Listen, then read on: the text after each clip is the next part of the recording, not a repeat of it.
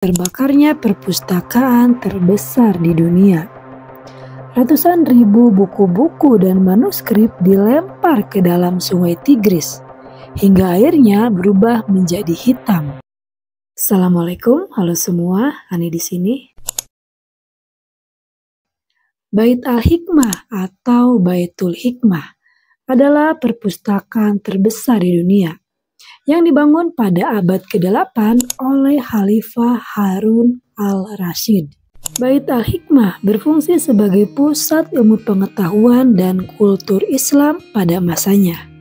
Banyak sekali ilmuwan dan filsuf muslim terkenal seperti Al-Kindi dan Al-Farabi yang menjadi bagian dari kegiatan intelektual di perpustakaan Bait Al-Hikmah.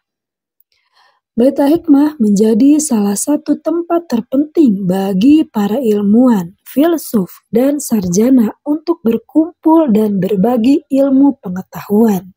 Gedung ini menjadi tempat pembelajaran dan penelitian bagi para sarjana dan memiliki ribuan buku dan manuskrip yang mencakup berbagai bidang ilmu seperti sastra, filsafat, matematika, dan astronomi. Lalu bagaimana perpustakaan Bait Al-Hikmah bisa terbakar?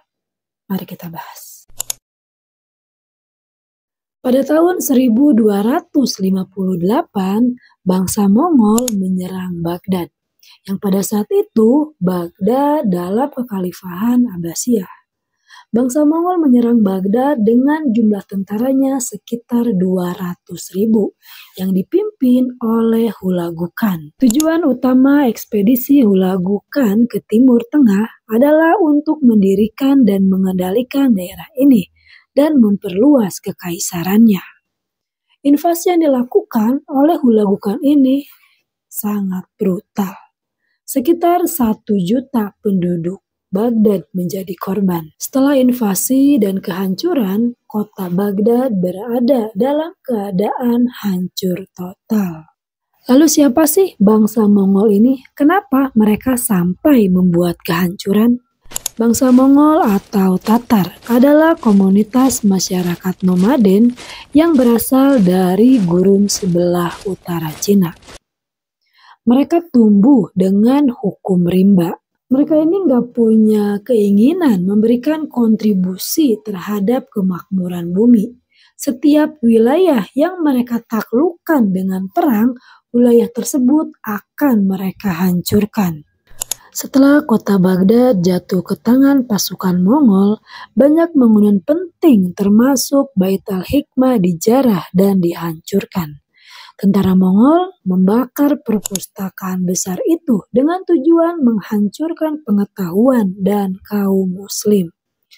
Ratusan ribu buku-buku dan manuskrip dilempar ke dalam sungai Tigris, hingga air sungainya berubah menjadi hitam, yang disebabkan oleh lunturnya dari tinta-tinta buku-buku dan manuskrip yang mereka lempar ke dalam sungai.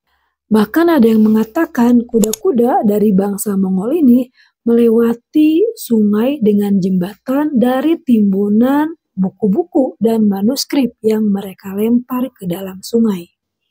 Gak kebayang berapa banyak itu buku dan manuskrip yang mereka lempar ke dalam sungai hingga bisa menjadi jembatan dari timbunan buku dan manuskrip tersebut. Akibat dari penghancuran ini, kota Baghdad menjadi reruntuhan dan penduduknya tersisa sedikit selama berabad-abad. Bahkan peristiwa ini itu disebut dengan akhir kejayaan Islam.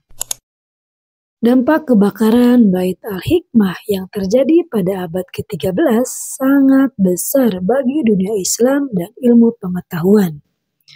Kebakaran tersebut menghancurkan banyak pengetahuan dan karya ilmiah yang telah terkumpul di perpustakaan terbesar di dunia Islam.